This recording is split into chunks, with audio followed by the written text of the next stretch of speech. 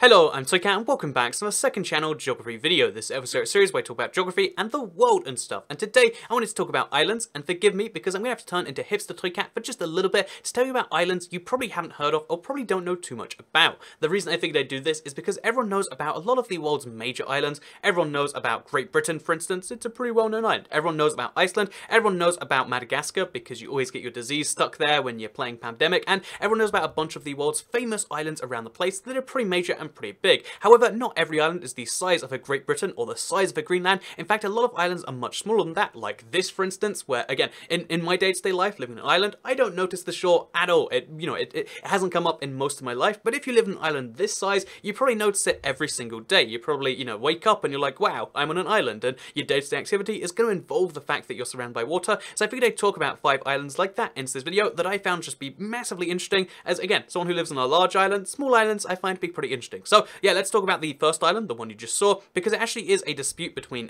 Kenya and Uganda. That's one of the reasons I started learning about it, because the Kenya-Uganda border is quite interesting. They share the Lake Victoria with, these two countries, as well, of course, Tanzania having a little bit, and Kenya has the short end of the stick. However, Kenya does end up being kind of lucky from the whole thing, because they end up with Migingo Island. I mean, it's a really tiny island with about 100 people, and it's such a small island, it doesn't exist on Google Maps, and at first I was like, this has to be some weird conspiracy. How does an island not exist on Google Maps? But you can see, like, it exists at some viewpoint that clearly there's something there, but it's so small it literally won't show up on Google Maps. It shows up on Google Earth, funnily enough, which was actually how they fixed the resolution, but it's an island so small it doesn't show up on Google Maps. And the interesting thing about, the lack of mapping they had for it is that is actually the reason of the dispute between Uganda and Kenya. Uganda believed that this fishing island belonged on their side of the border, whereas Kenya believed it belonged on theirs. And funnily enough, though, again, the way this thing was resolved is a group of international scientists. They used Google Maps to properly confirm that actually, yeah, there's where their border should be, and there is Migingo Island. And again, because of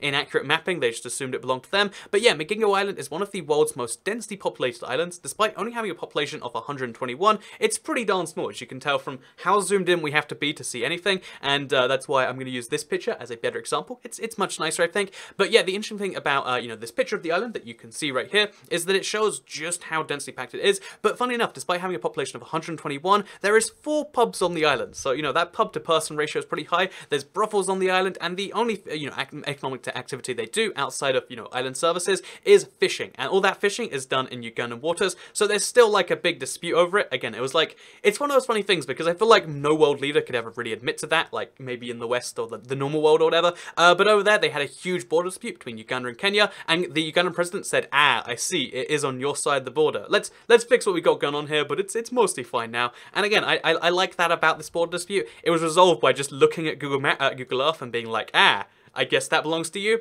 Ow, bad.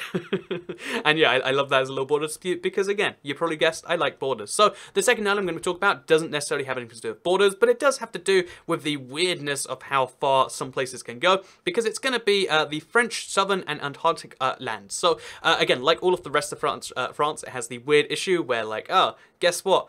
This is a part of France right here. It's an integral part of France. It doesn't actually have its own elections to France because there's no technically permanent population. There's a rotating population year round. But yeah, this is the French Southern and Antarctic lands. It's one of these weird French territories where, guess what? Official currency, it's the euro.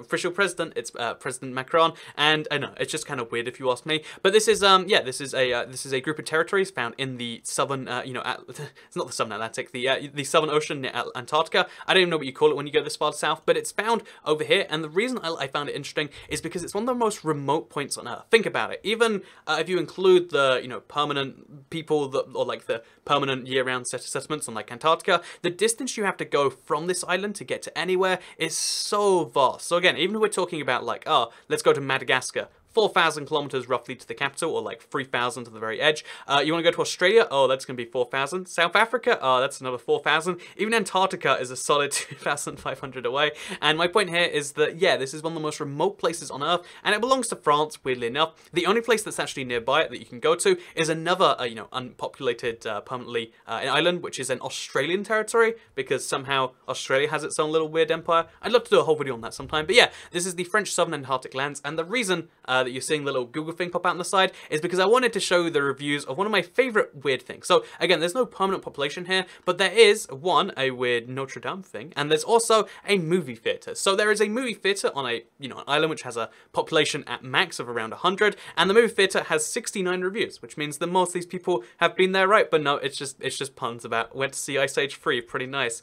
Pretty weird that they only paint March of the Penguins again, or like I think there's like one about Happy Feet. And I don't know. Personally, I just love when like random places get Google Map reviews like that, because it shows that there's people out there that are not only as into this as me, apparently just like diving into random places and such, but also it shows that enough people just want to like troll the reviews and a little thing like that, and it makes my heart feel a little bit warm personally. So yeah, let's move on next to talk about the third island I find interesting, because it's going to be Helgoland. And again, this is a place name which is really complex to pronounce because it is a German territory, sort of, but the people there aren't German, the people there are actually Frisians. So Frisian is like mostly a Dutch thing, but it's like they don't speak Dutch, they speak their own little language, and basically it's a very confusing territory found just over here. And the reason I learned about this one, so again, I'm going to talk about each of them one by one, is because I was looking at a map of the British Empire the other day. This is something all British people do from time to time. It's just, nostalgia or something. So I was looking at a map of the British Empire, and as you can see, covers a pretty decent part of the Earth. I think a quarter of the Earth's surface, something like that. And one of those places I noticed on the former British territories, which is, by the way, pretty much all of these besides the underlined red, but I know it's Helgoland, and I was like, Helgoland there, and I was like, wait, what is that? We owned a little bit of Germany? What's that all about? So I looked into it, and yeah, there are a couple of islands here which were owned by the British until the 1950s, which pretty damn bizarre, right? So yeah, let's talk about it today because there are, again, like I said, there's Frisians living there. It's not really too German, and weirdly enough, there's two weird things in my opinion. First of all, the only airport to get onto the island is on a separate island to Helgoland itself. There's like an island that exists as an airport island, which is just like, I don't know, that's weird enough by itself, right? So you have to catch a boat after your plane. And second of all, it's outside the EU VAT area. So because it's a German territory, it falls into that weird, like, kind of like how the English dependencies are used to, or not, the UK crown dependencies or whatever, are used to avoid taxes. Same thing here. There's no VAT charged on the island because they're outside that whole thing. And yeah, that means that a lot of people come here just to buy their alcohol. And if you look, there's no like familiar stores from the rest of Germany. Besides, there is I think there's a duty-free found over it. Yep, there's a duty-free right here. So isn't that wonderful? There's a duty-free, and then there's a bunch of other stuff that's vaguely slightly German and Frisian, and there you go. Weird place. And and the reason this is so fascinating is not just that, like, oh, there's a little bit of Germany that belonged to England, or belonged to the British Empire, because that's odd enough by itself, but it belonged to the British Empire even as Germany rose as a superpower. We held on to it, and even though they really wanted it, they just didn't get it. And then, crazy enough, after World War II ended, we kept the island, because of course we did. The only reason we gave it back is in the 1950s, they asked for, like some Germans came over and were like, we deserve this land, and we figured, we're getting rid of the Empire anyway, just have our little bit. But before we got rid of it, there was a huge, I'm saying we to mean the British Empire. Obviously, this is ancestors, this is history. Want to clarify, some people think I get too proud about that, but the reason I find this so fascinating is because one of the things we did in that 5-year span between giving it back and having it is we decided to do a bunch of bomb testing, and one of the bomb tests was so huge. It was a several thousand kilogram bomb. It was a several thousand kilogram bomb that we dropped on the island, and before we did the bomb drop, it was a fairly likely outcome that the entire islands would be destroyed, but we just figured, why not do it anyway? So yeah, that is Helgoland. It's a really, really, really interesting island. Looks like this, by the way. The entire island's been shaped just by that explosion, and I don't know, isn't it weird? Like, oh yeah, so we owned this island that now belongs to Germany, we bombed it a little bit and we almost destroyed it, and now it's used as a way to avoid taxes on alcohol and cigarettes. There you go, that's Helgoland. So let's talk about next and Barbuda, because there's a lot of islands in the world and a lot of island countries that confuse me. Like, an island country makes sense, but when two countries share an island, such as Haiti, and the Dominican Republic, again, pronunciation, whatever. But, there's a few other examples of this, St. Vincent and the Grenadines, Trinidad and Tobago, but the one that I'm talking about today is Antigua and Barbuda. So, Antigua and Barbuda are two island country. Again, it's a really weird concept to me because, like, I don't understand how you can have, like, such a national identity and then be part of a country. Like, imagine if it was like, oh yeah, this is, England and Wales, the country, and it's like, ooh, that feels a bit weird, doesn't it? So, yeah, especially if they're two separate distinct islands, like, yeah, guess what, it's I know, it just doesn't make too much sense to me, is my point here. So yeah, let's talk about the fact that Antigua is definitely the bigger of the two islands. However, the crazy thing I find about Barbuda, because that's the island I'm talking about here, because it doesn't have easy flights like Antigua does, the crazy thing about Barbuda is, one, the place names. There's like one town, then there's something called the 11-mile beach, which is roughly 11 miles. I measured it, because you have to check this stuff out. The 2-foot bay is actually longer than 2 foot. I measured that too, and you can confirm that it does go significantly longer than 2 foot, so that's a lie. But the reason I find this to be an interesting island is because it was